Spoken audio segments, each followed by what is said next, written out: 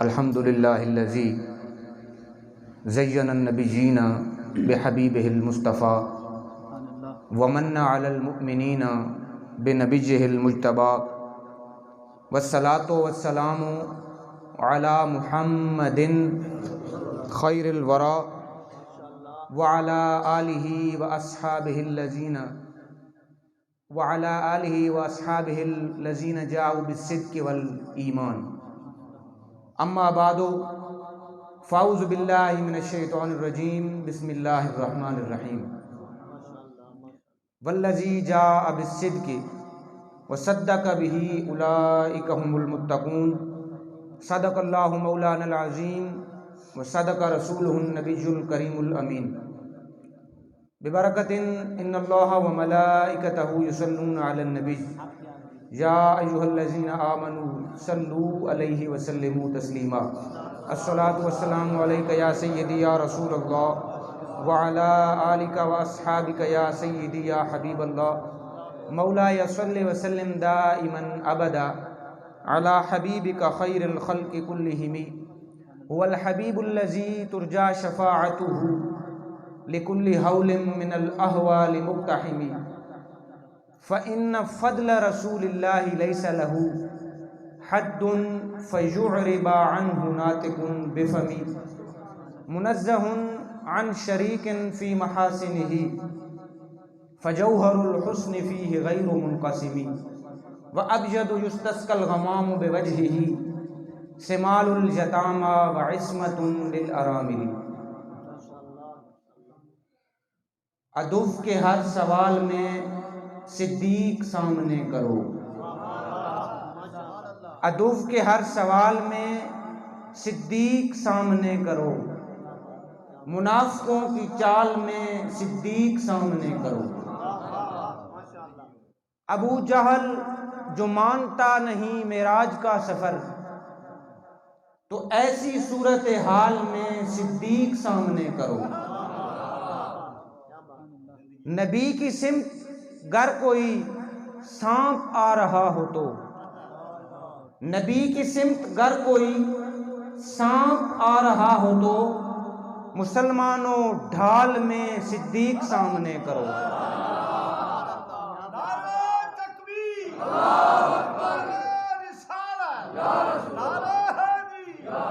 فرشتوں جاؤ آج ٹاٹ پہن کر دکھاؤ، فرشتوں جاؤ آج ٹاٹ پہن کر دکھاؤ، وفا کی ہر مثال میں صدیق سامنے کرو۔ معزز و محتشم استاذ العلماء مفتی اہل سنت حضرت علامہ مولانا مفتی امیر مظہری صاحب زیدہ مجدہ، حضرت علامہ مولانا آصف اقبال صاحب زیدہ مجدہ، برادر محترم حضرت علامہ مولانا حافظ محمد اسماعیل صاحب حافظہ اللہ تعالی، حضرت علامہ مولانا قربان علی چشتی صاحب زیدہ مجدہ، مولانا حافظ محمد زمان صاحب بندیالوی زیدہ مجدہ، ڈاکٹر خرم صاحب، محترم ملک عرفان صاحب اور دیگر معزز و محترم حاضرین کرام، میں سب سے پہلے ہدیہ تبریک و تحسین پیش کرنا چاہتا ہوں حضرت علامہ مولانا مظفر الدین صاحب اور ان کی جملہ انتظامیہ کو، کہ جنہوں نے اتنی پرخلوص اور عظیم الشان محفل کا انعقاد کیا۔ الہ العالمین ان سب کے علم و عمل میں مزید برکتیں عطا فرمائے۔ آصف اقبال صاحب بہت کچھ کہہ رہے تھے، لیکن واللہ میں ممبر پہ بیٹھ کے عرض کر رہا ہوں کہ میں اپنے آپ کو کچھ بھی نہیں سمجھتا، مورع ہوں ہنر سے میں سراپا عیب ہوں اکبر، عنایت ہے احبا کی اگر اچھا سمجھتے ہیں۔ تو میں ذرہ بے مقدار سے بڑھ کر اپنے آپ کو کچھ بھی نہیں سمجھتا۔ حاضرین، آج ہم جس شخصیت کو خراج عقیدت پیش کرنے کے لیے جہاں جمع ہیں، وہ صداقت اور وفا کی مثال اور معیار ہے۔ قربانی میں لاسانی ہیں۔ میری مراد امام الصحابہ و اہل بیت، قاتل المرتدین والمشرکین، افضل البشر بعد الانبیاء، یار غار و مزار رسول، خلیفہ اول حضرت سیدنا صدیق اکبر رضی اللہ تعالی عنہ ہیں۔ آپ کا نام عبداللہ ہے، کنیت ابو بکر ہے، لقب صدیق اور عتیق ہے۔ آپ عام الفیل کے 2.5 سال بعد 573 عیسوی میں مکہ المکرمہ میں پیدا ہوئے، اور 13 ہجری 22 جمادی الاخر کو 63 برس کی عمر میں مدینہ منورہ میں وصال فرمایا۔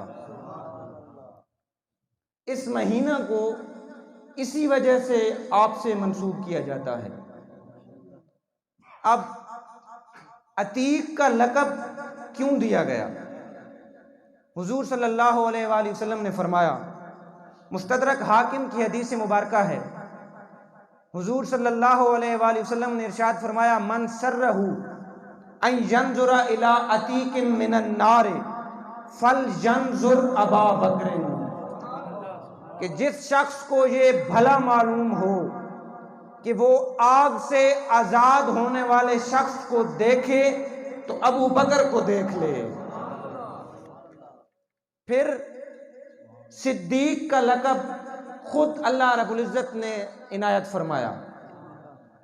سنن دیلمی میں حدیث مبارکہ موجود ہے، حضور نے فرمایا، یا ابا بکر ان اللہ سماک الصدیقا، کہ اے ابو بکر اللہ رب العزت نے تیرا نام صدیق رکھ دیا ہے۔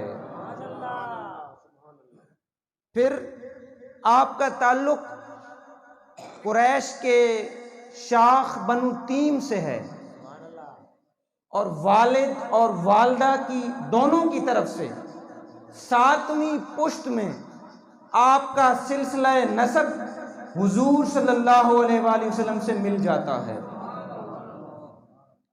پھر ابو بکر کی کنیت کی وجہ کیا ہے؟ اس میں 2 قول ہیں۔ بکر کا معنی ہے نوجوان اونٹ، آپ کو اونٹوں کے علاج معالجہ میں شغف تھا، اس وجہ سے آپ کو ابو بکر یعنی اونٹوں والا کہا گیا۔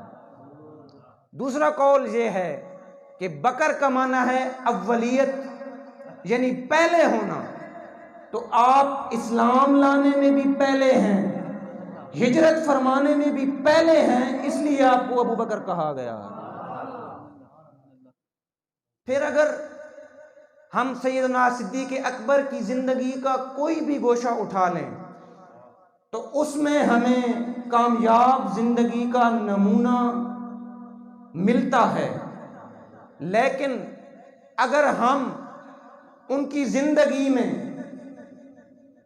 سب سے عظیم تر آپ کی زندگی کا اگر کوئی باب باندھنا چاہیں تو وہ عشق مصطفیٰ اور محبت مصطفیٰ ہے۔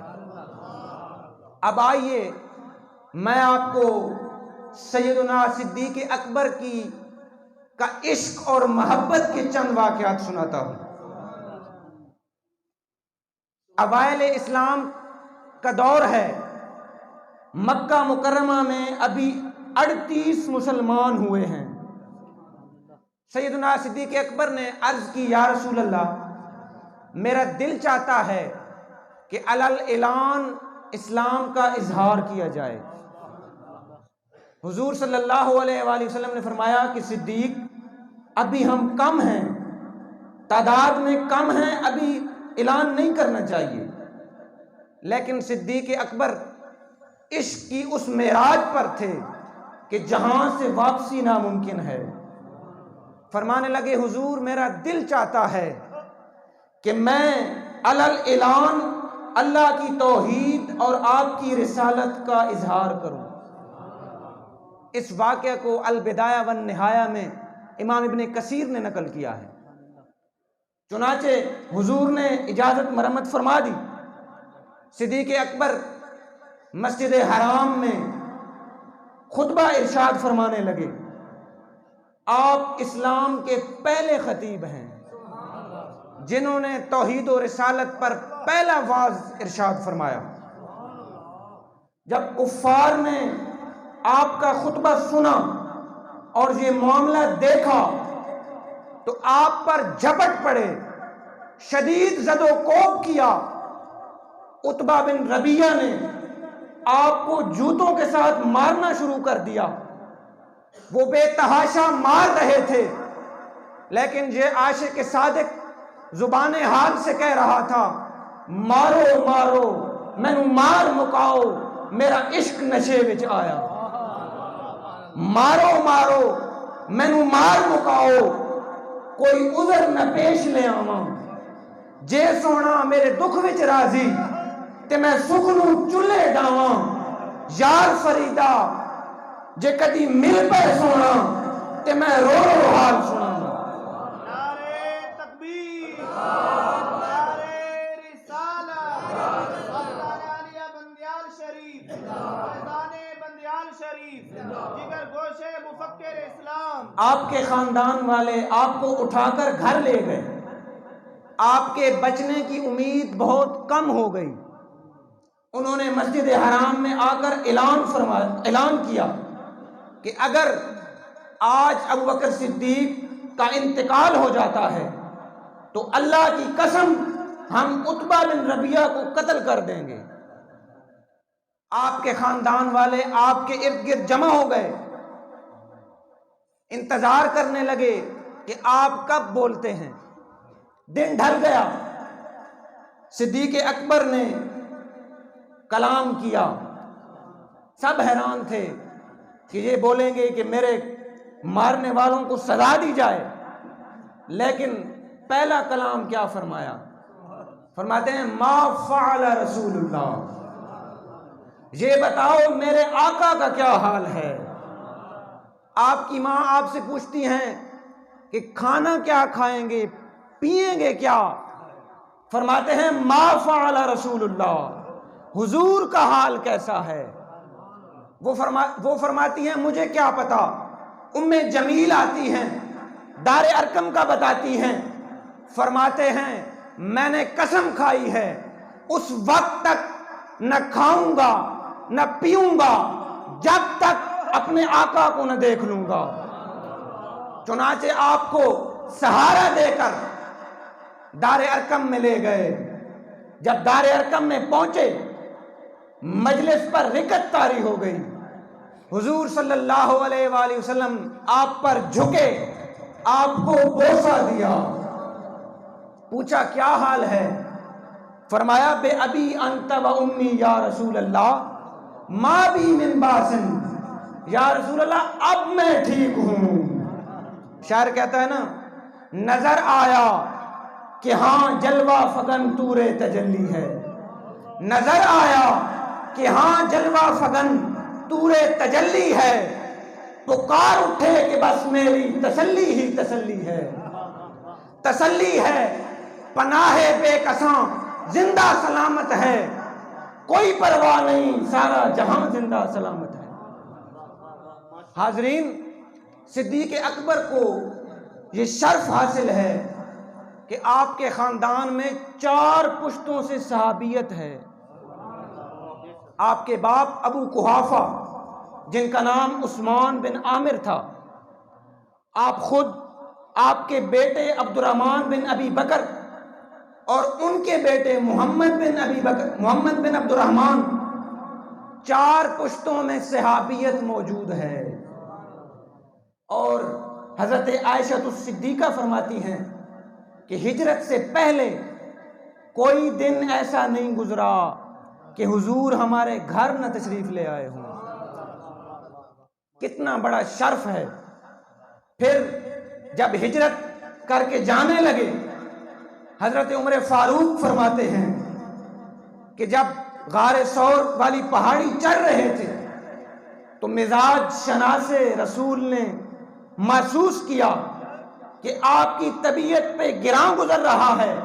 عرض کی یا رسول اللہ میرے کندھوں پہ سوار ہو جائیں، تو حضور کو اپنے کندھوں پر اٹھا کر غار ثور کے دروازے دہانے پہ لے گئے۔ عرض کیا یا رسول اللہ آپ یہاں قیام فرمائیں، میں اندر جا کر غار کو صاف کرتا ہوں، جو کوئی موذی چیز آئے گی سب سے پہلے مجھے ایذا دے گی۔ غار کو صاف کیا، ایک روایت میں آتا ہے کہ ایک سوراخ تھا، ایک میں آتا ہے کہ 2 سوراخ تھے، اس سوراخ پر ایڑی رکھ دی۔ حضور صلی اللہ علیہ وآلہ وسلم تشریف لائے، اپنا سر مبارک صدیق اکبر کی گود میں رکھ دیا، آرام فرما ہو گئے۔ ان کی قسمت پہ عش کیوں نہ کر اٹھے کہ جن کی گود میں سید الانبیاء آرام فرما رہے ہیں۔ آرام فرمانے لگے، کیسا سما ہوگا، گویا صدیق اکبر کہہ رہے ہوں گے کہ آج ہم نظر نگاہ ناز جانا ہو گئے، آج ہم نظر نگاہ ناز جانا ہو گئے، دل دیا صدقے کیا ایمان ان پہ قرباں ہو گئے، اپنے ہاتھوں سے جو دی تم نے بیمار کو دوا، جتنے دکھ درد تھے سب کے درما ہو گئے۔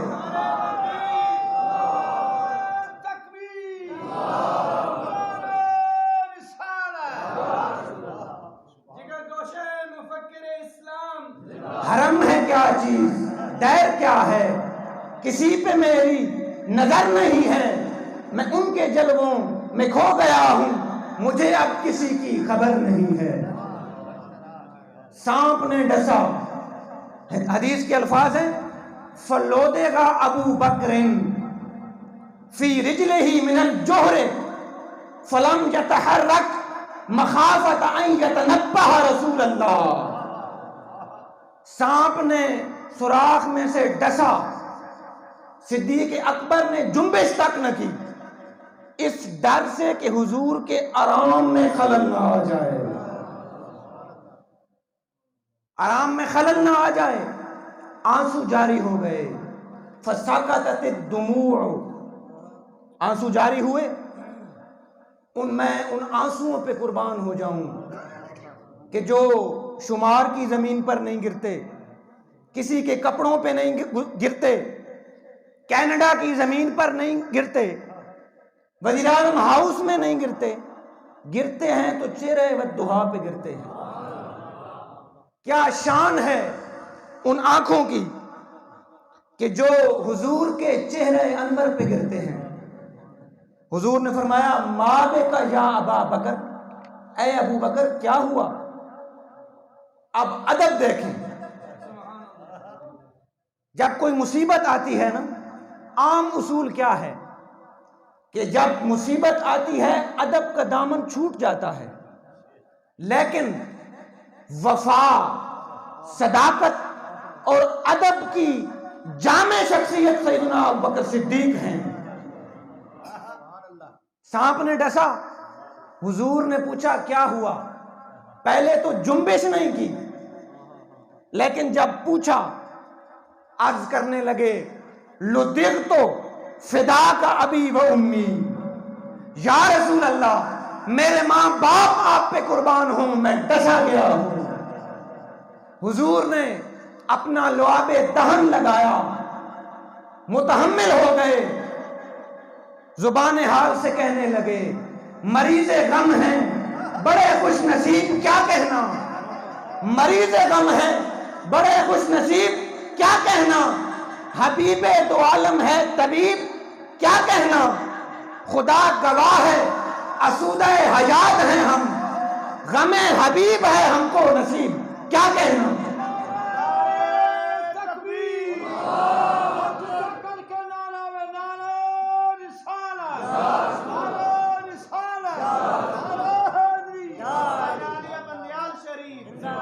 اب آئیے میں پھر آپ کو بارگاہ رسالت میں لیے چلتا ہوں۔ ایک روایت میں ہے کہ غزوہ تبوک کا موقع ہے، ایک میں ہے کہ مطلق عام موقع ہے۔ حضور نے فرمایا من جہز جیش الاسرت فلہ الجنہ، کہ جو شخص تنگی میں جنگ کا سامان مہیا کرے اس کے لیے جنت ہے۔ عمر فاروق نے سوچا آج میں بازی لے جاؤں گا، گھر گئے، گھر کا آدھا سامان لے کر آ گئے۔ حضور نے پوچھا گھر کیا چھوڑا ہے؟ کہا جی اس کی مثل گھر چھوڑ کے آیا ہوں۔ صدیق اکبر گھر گئے، عشق دیکھیں، وفا دیکھیں۔ گھر جاتے ہیں، گھر کا سارا سامان ایک گٹھڑی میں جمع کرتے ہیں، گھر کی دیواروں پہ ہاتھ مارتے ہیں کہ کوئی سوئی نہ رہ جائے، سارا سامان باندھ کر، تن کے کپڑے بھی اتار کر، کمبل یا ٹاٹ کا لباس کاندھوں سے سی کر حاضر خدمت ہو جاتے ہیں۔ حضور نے فرمایا ما ابقیت لأہلک، ابو داؤد شریف کی حدیث ہے کہ اے ابو بکر گھر کے لیے کیا چھوڑا ہے؟ عرض کی ما ابقیت لہم اللہ ورسولہ، یا رسول اللہ گھر کے لیے اللہ اور اس کا رسول چھوڑ کر آیا۔ اب احادیث میں تو اتنی بات ہے، اب تفسیر ابن کثیر میں، تفسیر قرطبی میں سورہ حدید کی آیت نمبر 10 کے تحت مفسرین نے لکھا ہے کہ اسی وقت جبریل امی آ گئے۔ انہوں نے آ کے عرض کیا یا رسول اللہ، اللہ رب العزت صدیق کو سلام پیش کر رہا ہے، سلام فرما رہا ہے اور پوچھ رہا ہے کہ صدیق سے پوچھیں ارادن انت انی فی فقرک ھذا ام ساخط، اے صدیق اپنے اس فقر پر اپنے رب سے راضی ہے کہ ناراض ہے؟ ذرا غور فرمائیں، آپ مجھے کوئی نمازی دکھائیں، کوئی روزے دار دکھائیں، کوئی حاجی دکھائیں کہ جس کو رب کی طرف سے سلام آیا ہو۔ صدیق اکبر کو رب نے سلام بھیجا، فرمایا مجھ سے راضی ہو کہ ناراض ہو؟ صدیق اکبر رونے لگ گئے، فرمایا عرض کیا میں کون ہوتا ہوں اللہ رب العزت سے ناراض ہونے والا؟ میں راضی ہوں، راضی ہوں، راضی ہوں۔ ڈاکٹر اقبال نے شاید اسی موقع کے لیے کہا ہے کہ خودی کو کر بلند اتنا کہ ہر تقدیر سے پہلے، خودی کو کر بلند اتنا کہ ہر تقدیر سے پہلے خدا بندے سے خود پوچھے بتا تیری رضا کیا ہے۔ اور صدیق اکبر اس شان پر کیا کہتے ہوں گے کہ جب تک بکے نہ تھے کوئی پوچھتا نہ تھا، جب تک بکے نہ تھے کوئی پوچھتا نہ تھا، یا رسول اللہ آپ نے خرید کر ہمیں انمول کر دیا۔ پھر توجہ فرمائیں، قبیلہ عمر بن عوف میں حضور گئے صلح کروانے۔ بخاری شریف کی حدیث مبارکہ ہے، نماز کا وقت ہو گیا، حضرت بلال قریب آئے، عرض کرنے لگے یا ابا بکر نماز کا وقت ہو گیا ہے، امامت کروائیے۔ اب مقام غور ہے کہ حضرت بلال کو بھی پتا تھا کہ حضور کے پہلے جانشین صدیق اکبر ہیں۔ صدیق اکبر جماعت کروانے کے لیے کھڑے ہوئے، اسی اثناء میں حضور آ گئے۔ صحابہ نے تصفیق کرنا شروع کر دیا، ہاتھوں پہ ہاتھ مارنا شروع کر دیا۔ حضور آگے آگے آنے لگے، پہلی صف میں آ گئے۔ صدیق اکبر پیچھے ہٹے، حضور نے اشارہ کیا کہ کھڑے رہو۔ صدیق اکبر نے ہاتھ اٹھا دیے، اللہ کی حمد بیان کی کہ حضور نے مجھے یہ شان عطا کی ہے، اپنے سامنے کھڑا ہونے کا اہل بنایا ہے۔ پیچھے ہٹائے، حضور نے جماعت کروائی۔ جماعت کروانے کے بعد فرمایا یا ابا بکر ما منعک ان تثبت اذا اذ امرتک، کہ اے ابو بکر جب میں نے کہا تھا کیوں نہیں کھڑے ہوئے؟ صدیق اکبر کا جواب سنیں، سنہری حروف میں لکھنے کے قابل ہے۔ فرماتے ہیں ما کان لابی قحافہ، ما کان لابن ابی قحافہ ان یقوم بین یدی رسول اللہ، کہ یا رسول اللہ ابن ابی قحافہ کی کیا مجال ہے کہ آپ کے سامنے کھڑا ہو؟ یہ ادب ہے، یہ مقام ہے۔ پھر سوموار کا دن ہے، حضور کی ظاہری زندگی کا آخری دن ہے، فجر کی نماز کا وقت ہو گیا، صدیق اکبر نماز پڑھانے لگ گئے۔ حضرت انس بن مالک فرماتے ہیں کہ فکاشف النبی ستر الحجرہ، حضور نے حجرے کا پردہ ہٹایا، وہو قائم یتبسم یضحک، حضور کھڑے تھے، وہو ینظر الینا، ہمیں دیکھ رہے تھے اور مسکرا رہے تھے۔ اب صحابہ نماز پڑھ رہے ہیں قبلہ رخ، حضور نے اس طرف سے پردہ ہٹایا، صحابہ کی توجہ حضور کی طرف ہو گئی۔ اب میں پوچھتا ہوں، نماز میں غیر اللہ کا خیال آ گیا ہے، نماز ٹوٹ تو نہیں گئی؟ عمل کثیر بھی ہوا ہے، صدیق اکبر پیچھے ہٹنے لگ گئے ہیں۔ حضرت انس فرماتے ہیں فہممنا ان نستدنا من الفرح برؤیت النبی صلی اللہ علیہ وسلم، کہ قریب تھا کہ صحابہ حضور کے دیدار کی خوشی میں نمازوں کو توڑ دیتے۔ اس مقام پہ پیر سید نصیر الدین نصیر کی روح تڑپی، فرماتے ہیں وہ اٹھا رہے ہیں چلمن، وہ دکھا رہے ہیں صورت، وہ اٹھا رہے ہیں چلمن، وہ دکھا رہے ہیں صورت، کہیں ہوش اڑ نہ جائے، کہیں دل مچل نہ جائے۔ وہ اٹھا رہے ہیں چلمن، وہ دکھا رہے ہیں صورت، کہیں ہوش اڑ نہ جائے، کہیں دل مچل نہ جائے۔ میں چراغ ناتواں ہوں، میں چراغ ناتواں ہوں، کوئی دم کا مہماں ہوں، میرے سامنے سے اٹھ کر کوئی ایک پل نہ جائے۔ وہ نصیر سن رہے ہیں میرے درد کا فسانہ، مجھے ہر گھڑی ہے دھڑکا، کہیں رخ بدل نہ جائے۔ نعرہ تکبیر، نعرہ رسالت، سلطان علی بندیال شریف، دیگر گوشے مفکر، وہ نصیر سن رہے ہیں میرے درد کا فسانہ، مجھے ہر گھڑی ہے دھڑکا، کہیں رخ بدل نہ جائے۔ سیدنا صدیق اکبر کو یہ بھی امتیازی شان حاصل ہے کہ آپ نے حضور کی ظاہری حیات میں 17 نمازیں باجماعت پڑھائی ہیں۔ پھر صدیق اکبر پیچھے ہٹنے لگ گئے۔ عقل بولی ہوگی صدیق نماز ٹوٹ رہی ہے، صدیق بولے ہوں گے کعبے کا شوق ہے نہ صنم خانہ چاہیے، کعبے کا شوق ہے نہ صنم خانہ چاہیے، جانانا چاہیے در جانانا چاہیے، ساغر کی آرزو ہے نہ پیمانا چاہیے، بس ایک نگاہ مرشد میں خانہ چاہیے۔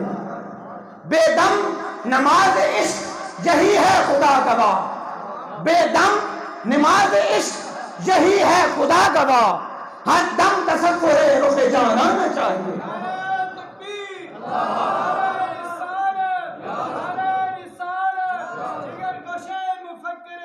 ایک اور شاعر آیا، اس نے کہا صدیق اکبر کہتے کیا ہوں گے؟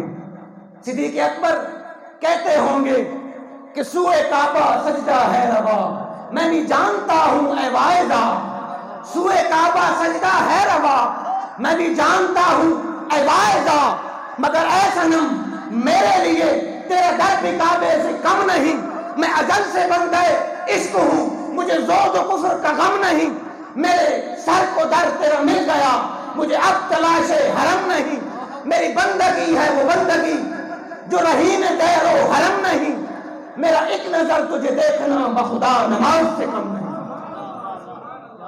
صدیق اکبر پیچھے ہٹے، حضور نے اشارہ کیا کہ ادھر کھڑے رہو، حضور نے پردہ بند کر دیا۔ یہ تھا صحابہ کا عشق، صدیق اکبر کا عشق اور ادب۔ پھر مقام کیا ملا؟ اس عشق کے بدلے میں مقام کیا ملا؟ کہ قرآن نے آپ کی صحابیت ثابت کی۔ قرآن فرماتا ہے ثانی اثنین اذ ہما فی الغار اذ یقول لصاحبہ لا تحزن ان اللہ معنا، کہ جب دوسرے نے دوسرے سے کہا، جب وہ غار میں تھے اور جب انہوں نے اپنے ساتھی سے کہا کہ غم نہ کر اللہ ہمارے ساتھ ہے، پھر حضور نے کیا شان عطا فرمائی۔ ترمذی شریف کی حدیث مبارکہ ہے، حضور نے فرمایا ہر نبی کے دو وزیر ہیں، آسمانوں میں بھی زمینوں میں بھی۔ میرے دو وزیر آسمانوں میں جبریل اور میکائیل ہیں، زمین میں ابو بکر و عمر ہیں۔ پھر اور کیا شان عطا فرمائی؟ حضرت ابو درداء فرماتے ہیں کہ میں ابو بکر صدیق کے آگے آگے چل رہا تھا، مسند احمد کی حدیث ہے، حضور نے فرمایا صدیق کے آگے مت چلو، یہ تم سے بہتر ہے، اور ہر اس شخص سے بہتر ہے جس پر سورج طلوع ہوتا ہے اور غروب ہوتا ہے۔ حضور نے یہ شان عطا فرمائی ہے۔ اب میں سلسلہ بسلسلہ نیچے اتروں گا۔ عمر فاروق آپ کی عظمت کا کیسے اقرار کرتے ہیں؟ عمر فاروق فرماتے ہیں لو وزن ایمان ابی بکر بے ایمان اہل الارض لراجہ بہم، فرماتے ہیں کہ اگر ساری زمین والوں کا ایمان ابو بکر کے ایمان کے برابر رکھا جائے تو ابو بکر کا ایمان بڑھ جائے گا۔ دوسرا قول کیا ہے؟ فرماتے ہیں للیلۃ من ابی بکر خیر من آل عمر ویوم ولیوم من ابی بکر خیر من آل عمر، کہ ابو بکر کی غار والی رات عمر کی پوری آل سے اعلیٰ و افضل ہے، اور ابو بکر صدیق کا ایک دن عمر کی آل اولاد کی نیکیوں سے اعلیٰ اور افضل ہے۔ پھر علی المرتضیٰ کیا فرماتے ہیں؟ حضرت علی المرتضیٰ فرماتے ہیں الا اخبرکم بخیر هذه الامت بعد نبیہا ابو بکر، کہ کیا میں تمہیں خبر نہ دوں کہ اس امت میں حضور سے بڑھ کر سب سے بہتر ابو بکر ہیں۔ پھر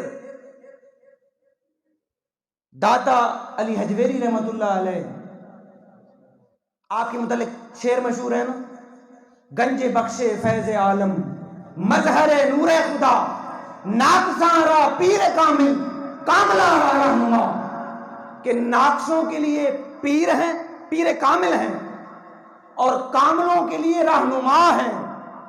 یہی بات بعین ہی داتا علی حجویری نے صدیق اکبر کے بارے میں بولی ہے۔ فرماتے ہیں صدیق اکبر مقدم بر ہمہ خلائق از پس انبیاء، امام دین ہمہ مسلمان و اصحاب و امام اہل طریقت و خاص را، کہ آپ عام مسلمانوں کے بھی امام ہیں اور طریقت کے بھی امام ہیں۔ اب دمادم مست کلندر علی کا پہلا نمبر کی چھٹی ہو جاتی ہے، داتا علی حجویری طریقت کے بھی امام فرماتے ہیں اور شریعت کے بھی امام فرماتے ہیں۔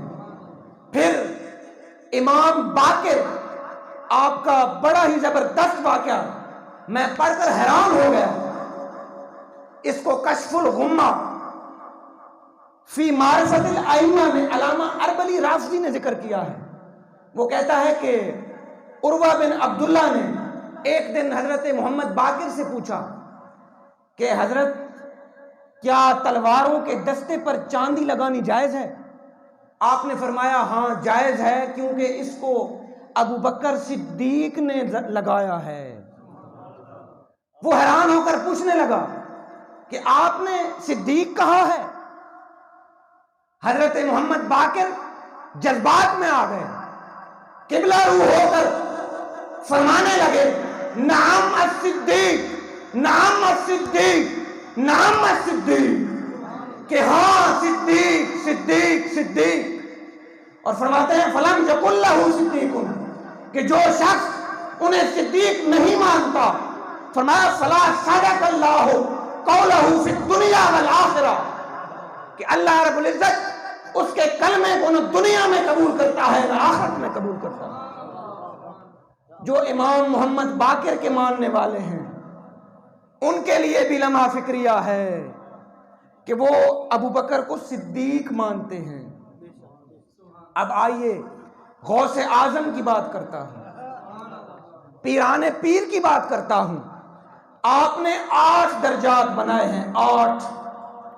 فرماتے ہیں ساری امتوں میں سے افضل حضور کی امت ہے، اس سے افضل صحابہ ہیں، اس سے افضل صلح حدیبیہ والے ہیں، ان سے افضل احد والے ہیں، ان سے افضل بدر والے ہیں، ان سے افضل عشرہ مبشرہ ہیں، ان سے افضل خلفائے راشدین ہیں، اور ان سے افضل ابو بکر صدیق ہیں۔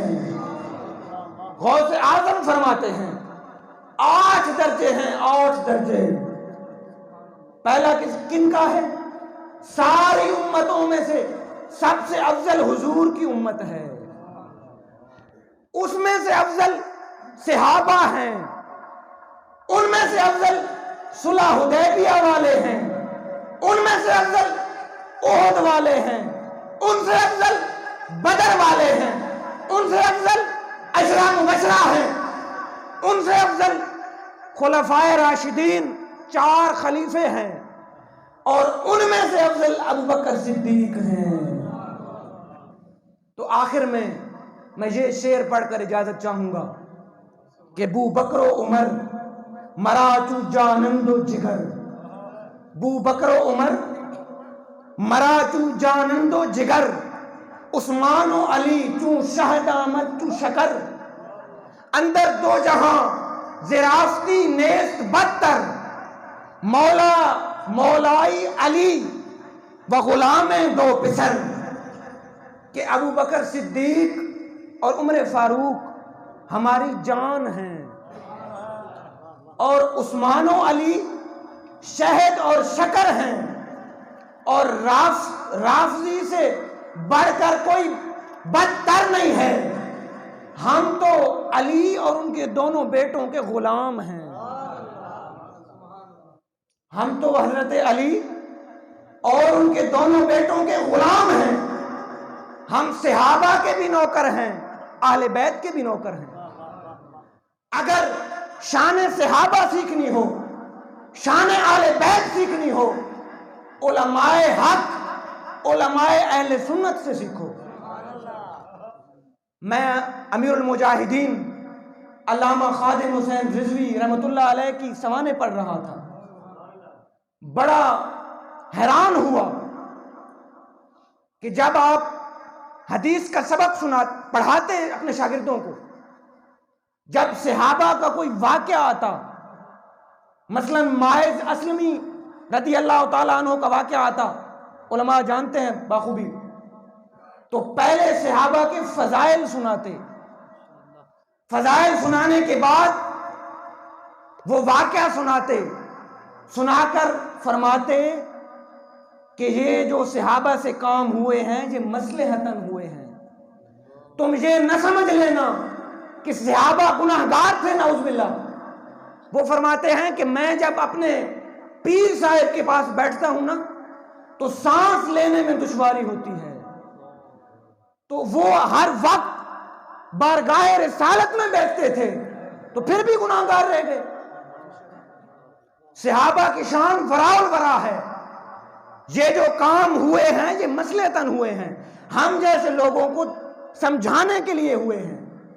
اور پھر جب آل بیت کی بات آتی، جب حدیث آتی بخاری شریف والی کہ جب ایک فاطمہ نامی عورت نے چوری کر لی، حضور صلی اللہ علیہ وآلہ وسلم نے ارشاد فرمایا کہ اگر میری بیٹی فاطمہ بھی یہ کام کرتی تو میں اسے بھی سزا دیتا، تو خادم حسین رضوی رحمۃ اللہ علیہ خاتون جنت کا نام نہیں لیتے تھے۔ ادب دیکھیں آل بیت کا اور صحابہ کا۔ فرماتے کہ حضور نے فرمایا کہ اگر خاندان رسالت کی کوئی خاتون ایسا کام کرتی تو میں اس کو بھی سزا دیتا۔ وہ فرماتے تھے کہ جب کوئی بزرگ کسی کو بد دعا دیتے ہیں نا، تو جب حضور کوئی ایسا کلمہ فرمائیں تو ہم کہتے ہیں دعائے ضرر، کہ حضور کی طرف بد کی نسبت کرنا بھی منع ہے، بے ادبی ہے۔ تو جب حضور کی طرف بد کی نسبت بے ادبی ہے تو خاتون جنت کی طرف بھی بد کی نسبت بے ادبی ہے۔ تو یہ شان، اگر مقام، شان، قدر، فضیلت صحابہ کی اور آل بیت کی سیکھنی ہو تو علماء اہل سنت سے سیکھیں۔ اگر شان سیکھنی ہو علماء اہل سنت سے سیکھیں، اور اگر کوئی دائیں بائیں کی بات کرے اسے کہیں کہ کوئی یار دی گل سنا ملا، نہ لمے پینڈے پا ملا، نہ علماں وچ پھسا ملا۔ تو الہ العالمین سے دعا ہے کہ اللہ رب العزت ہمیں صدیق اکبر کے نقش قدم پر چلنے کی توفیق عطا فرمائے اور ہم سب کا خاتمہ ایمان پہ فرمائے۔ وصلی اللہ تعالی وآخر دعوانا الحمدللہ رب العالمین۔